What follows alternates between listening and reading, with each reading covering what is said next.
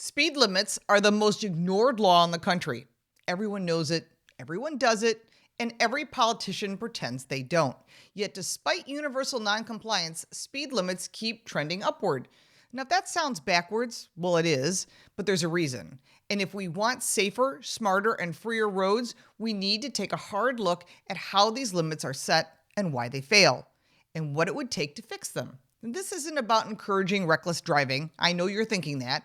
It's about honesty. America's speed policy is built on outdated assumptions, confusing rules, political battles that have nothing to do with safety. And when you dig into the data, the picture becomes clear. Speed limits, at least the way they were designed today, they're not working.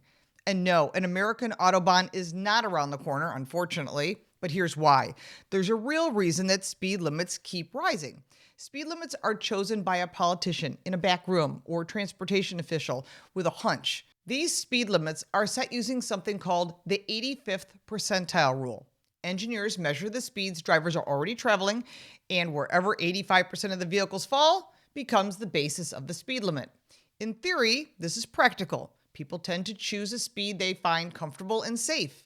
In practice, when more than half of Americans already drive faster than the posted speed limits, every traffic study pushes the numbers higher. It becomes a feedback loop. People speed, engineers raise the limits, people continue speeding, and the cycle repeats. This doesn't automatically make roads safer. It makes them inconsistent. And inconsistent road conditions are the biggest danger on the highway, not speed limits itself. But here's the real hazard that no one's talking about. Politicians and safety advocates tend to focus on raw speed, but they ignore something more important: speed variability. That's the difference between how fast you're traveling compared to cars and pedestrians and cyclists or fixed obstacles around you. All of this needs to be figured in. The conditions are constantly changing, especially as new buildings and new school districts are built. When one driver is doing 55 miles per hour and another is doing 80 miles per hour in the same lane, the danger isn't the top speed. It's the speed differential.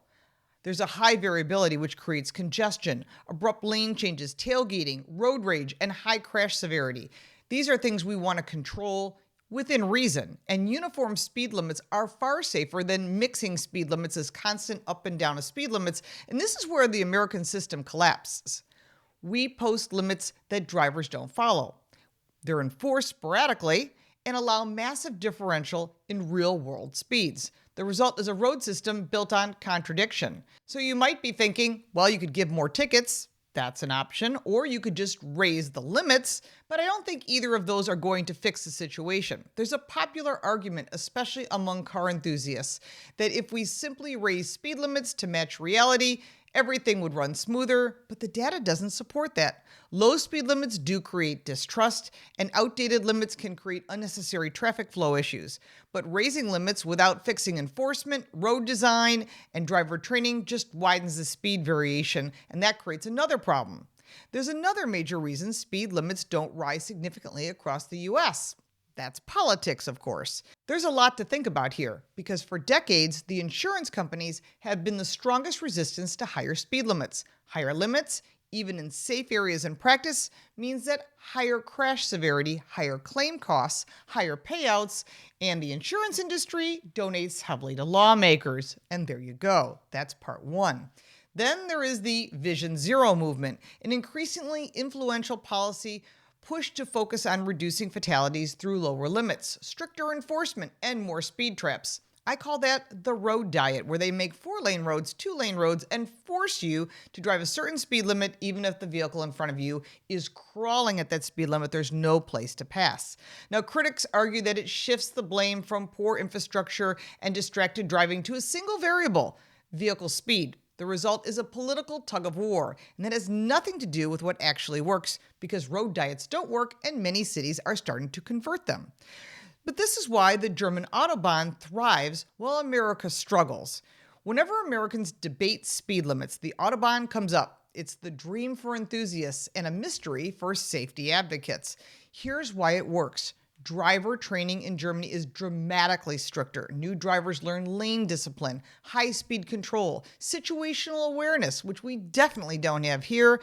And whereas most states in the United States barely require parallel parking and three-point turns, left lanes in Germany are for passing only, and drivers follow this rule while enforcement is strict. Roads are engineered for sustaining high speeds, whereas many in the US, these highways are simply not built for 100 plus miles an hour of travel, no matter where you are in the country. Enforcement in Germany is consistent, but for the right violations. Tailgating, blocking the left lane, and distracted driving carry serious penalties, and drivers pay attention. Germany doesn't need universal speed limits on certain sections because drivers, the infrastructure, and the enforcement policy and that philosophy all align. You can't copy just one piece and expect it to work. But if we applied that here, it would work. That would mean stricter enforcement and more education, and you know the politicians as well as consumers will push back. Do you remember the failed 55-mile-per-hour national limit? Oh, many Americans do. The national 55-mile-per-hour speed limit imposed during the 1970s energy crisis, it was very unpopular, widely ignored, and eventually repealed. Federal data shows that the expected safety improvements were marginal and short-lived, but the economic costs and public frustration were enormous. The lesson is clear. Arbitrary limits without public trust collapse fast.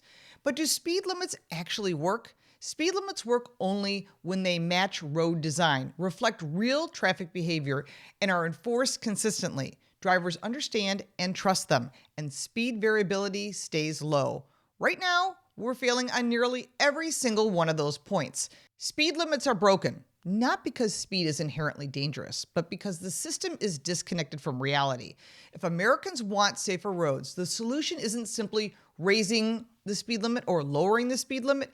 It's aligning engineering, enforcement, driver training, and public expectations. Until then, the debate will continue, and so will the widespread noncompliance. Speed limits matter, but America's biggest issue isn't speed, it's inconsistency. Everything from training to enforcement to road design, it's out of alignment. And the American Autobahn isn't happening anytime soon. But smarter, more reliable speed policy can happen. It just requires a shift away from politics and toward practical engineering. And that would save more lives than any number printed on a road sign. If you like this video, give it a like and subscribe for more videos like this, and check out our car review channel, Car Smarts. You can support me by buying me a cup of coffee, and if you want even more content, check out the links in the description. I'm Lauren Fix. Thank you so much for watching.